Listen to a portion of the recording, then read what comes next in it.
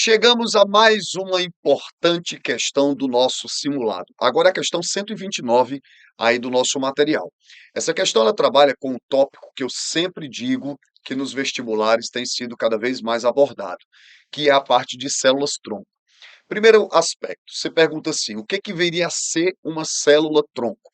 Pela própria etimologia da palavra, a célula ela é denominada tronco pela capacidade que ela tem de poder se ramificar, se diferenciar, originar outros grupos de células. Então, a célula-tronco é aquela célula que, por ter uma grande capacidade mitótica, ela tem um grande poder de se multiplicar, e além disso, de poder se diferenciar em outras células, ela tem um poder, uma capacidade, uma eficácia terapêutica. Lázaro, o que seria ter uma eficácia terapêutica? Tratamento. Célula-tronco, ela tem o grande objetivo de ser parte do tratamento de tecidos que não têm capacidade de se renovar, de tecidos que não têm um grande poder, né, de regeneração. Então, para isso, as células-tronco, elas precisam ser utilizadas. Porém, o estudante de ensino médio, ele precisa saber reconhecer que a célula-tronco ela é uma célula indiferenciada, mas que ela tem diferentes classificações.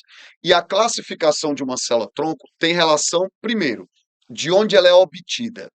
E dependendo de onde você obtém essa célula-tronco, ela vai ter uma capacidade terapêutica maior ou uma capacidade terapêutica menor.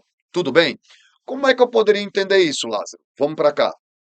Quando o gameta masculino do nosso pai fecundou o ovócito secundário, o gameta feminino de nossa mãe, formou-se ali uma única célula, tá? Denominada célula ovo ou zigoto. O zigoto, a célula ovo, ela corresponde à primeira célula diploide do indivíduo da espécie humana. O zigoto, ele vai iniciar tão logo ele se forma, os primeiros processos de clivagem. O que seriam esses primeiros processos de clivagem? As primeiras divisões mitóticas. O que é uma célula gera duas, o que são duas geram quatro, quatro geram oito, gera 16, até formar uma massazinha compacta de 16 a 32 células. Essa compacta massa, você chama de quê? Mórula. Pois verifique, portanto, no nosso material aí, a questão 129, ela traz exatamente para você esse início do processo de segmentação, do processo de clivagem, que na espécie humana vai acontecer dentro de oviductos, na tuba uterina, tá? Então essas primeiras clivagens, elas vão acontecer na tuba uterina, até o estágio de mórula. Pois bem, meus amados, na mórula você tem os chamados blastômeros. Professor, o que é um blastômero? Blastômero é uma célula resultante das primeiras divisões mitóticas sofridas pelo zigoto. Ele é totipotente. O blastômero é uma célula tronco embrionária totipotente. Capacidade de poder se diferenciar em todo e qualquer tipo de célula. E, além disso, capacidade também de formar os chamados anexos extraembrionários. Então, a célula tronco, obtida do estágiozinho de mórula, que está muito bem representado aí na tua imagem, tá certo? Do simulado aí pelo número 1, é um blastômero, é uma célula-tronco de caráter totipotencial. E essa célula-tronco totipotente, ela tem capacidade de gerar todas as células do tecido, né, de qualquer tecido, além dos anexos embrionários. Mas, logo após o estágio de mórula, vem o estágio de blástula, que está muito bem representado aí pelo nome na imagem de blastocisto. Na espécie humana, esta fase, chamada de blástula, pode ser chamada também de que? Blastocisto.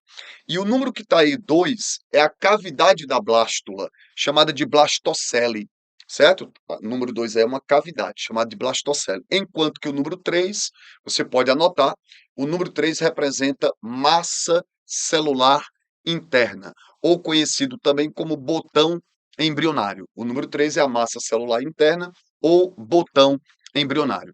O que foi que a questão ela pediu para que você pudesse marcar? A questão ela pede para que você analise exatamente o seguinte, ó. Estas células podem ser classificadas em quê? Totipotentes ou pluripotentes, que podem ser encontradas respectivamente nos tecidos apontados pelos números. Se você observar aí, ó, No caso, o número 1 é onde nós encontraríamos as células o quê, gente? Totipotentes. Ó, no número 1, as totipotentes. Estágio de mórula. Enquanto que no número 3, botão embrionário. Massa celular interna. Embrioblasto. Aí estão as pluripotentes. Portanto, 1 e 3, nós vamos ter como gabarito para essa nossa questão, qual seria? O item B. O item B de quê, professor? O item B de ótima, de boa, boa prova, hein? O item B, 1 e 3, 1 célula totipotente, 3 pluripotente. Professor Lázaro, eu queria entender o seguinte, eu posso chamar tanto as totipotentes como também as pluripotentes de células tronco embrionárias? Pode. As duas são embrionárias. Qual a diferença, então? Terapêutica, terapêutica. Se for para usar para recuperar um tecido e tudo, nenhuma. Do ponto de vista terapêutico, tanto faz eu pegar uma célula da mórula, como eu pegar uma célula do embrioblasto, as duas têm capacidade de originar qualquer tecido. Ah, Lázaro, se do ponto de vista terapêutico a TOT e a pluri não tem diferença, o que é que eu posso usar para diferenciá-las?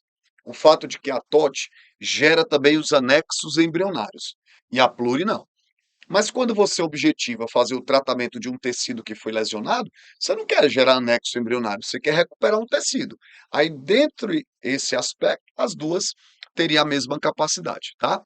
Lázaro, mas se vier lá na prova assim, qual das fases, mórula ou blástula, é a melhor fase para a obtenção das células para fins terapêuticos?